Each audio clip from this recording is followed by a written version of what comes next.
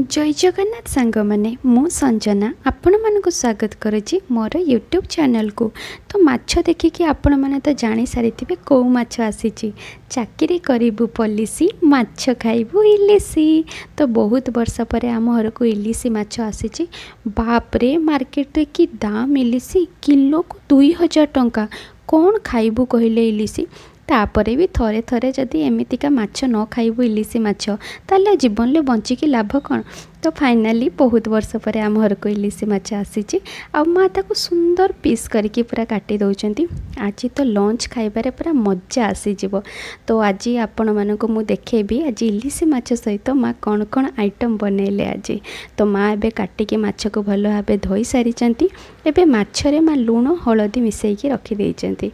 आउ किछि माछ को माँ फ्राए कले तेलरे आउ किछि कंचा माछ रखिचंती इलिसी माछर पत्र पोड़ा हबो बोली। माछ तेलरे पड़ीगला पर जो स्मेल होउतला ना से कथा आउ कहि हबनी। आग भलिया स्मेल नाही किंतु तापरे भी इलिसी माछर स्मेल ही अलगा। तो माछ को पूरा लाल लाल भाजी देले आउ जो कंचा माछ रखिथिले पत्र पोड़ा करिया पई सेथिरे सोरिष बटा अदा रसुण पेस्ट आ सब टाइप रो गुंड पकेले आ पियाज कुछ कुछ करके काटिथिले सेटा को भी पकई देले। तो आ सेथिरे टिके सोरिष तेल भी पकेले आ कदली पत्र को पूरा भल भाबे से सेकी देइचंती आ कदली पत्र रे तेल लगेई देइचंती। देले पत्र पोड़ाटा हेई सारला परे सेटा आ कदली पत्र रे लागिबनी। तो माँ भल भाबे पत्र पोड़ा करिया पई जो मसलाटा पूरा भल कि गोळेई देले माछरे एबे ताको सुंदर भाव में कदली पत्र रे रखी दउचंती। बोधे 4 ରୁ 5 पीस माछ माँ रखी पत्रपोड़ा करने। पत्रपोड़ा तो पत्रपोड़ा से पुणी इलिसी माछर पत्रपोड़ा जानी पाचन तो सांग माने केते टेस्टी और यम्मी हेइथिबो। तो माँ फाइनाली पत्रपोड़ा को मोड़ी देले आ ताको तावारे रखीदेले हवापाई। पत्रपोड़ा हेई सारी आपण मैंने तो टेस्ट करि परिबेनी बाकी टिके देखि दियंतु पत्रपोड़ाटा केमिति हेइची। उफ कि कलर देखंतु आ मु तो खाई सारी से जो टेस्ट हेइथिला पत्रपोड़ार ना से पत्रपोड़ा खाई सारला परे लागिबा जीवन धन्य हो गला।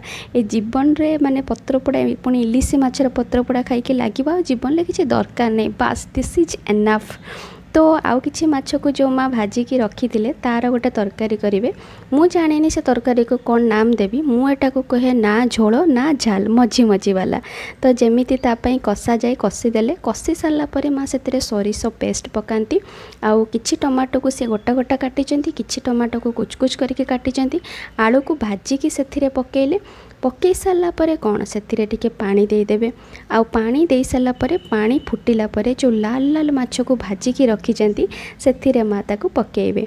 तो पानी तो माँ देदेले पानी एबे फुटी आसीबो आ फुटिला पर देखंतु माँ एबे माछ तो पकई सारलेनी आउ माछ टिके फुटिला पर पानी टिके फुटिला पर देखंतु तरकारी पूरा रेडी। ओह आज पूरा लंच जमी जीवो। तो आज माछ सहित इलिसी माछ सहित लंच खाई पूरा मजा आसीगला। आपण मैंने इलिसी माछ सहित आउ कौन आइटम बनाती मते कमेंट सेक्शन में निश्चय जनइबे। आ जदि मो वीडियो भल लगी ताले लाइक शेयर सब्सक्राइब निश्चय करेंगे। Thank you. जय जगन्नाथ।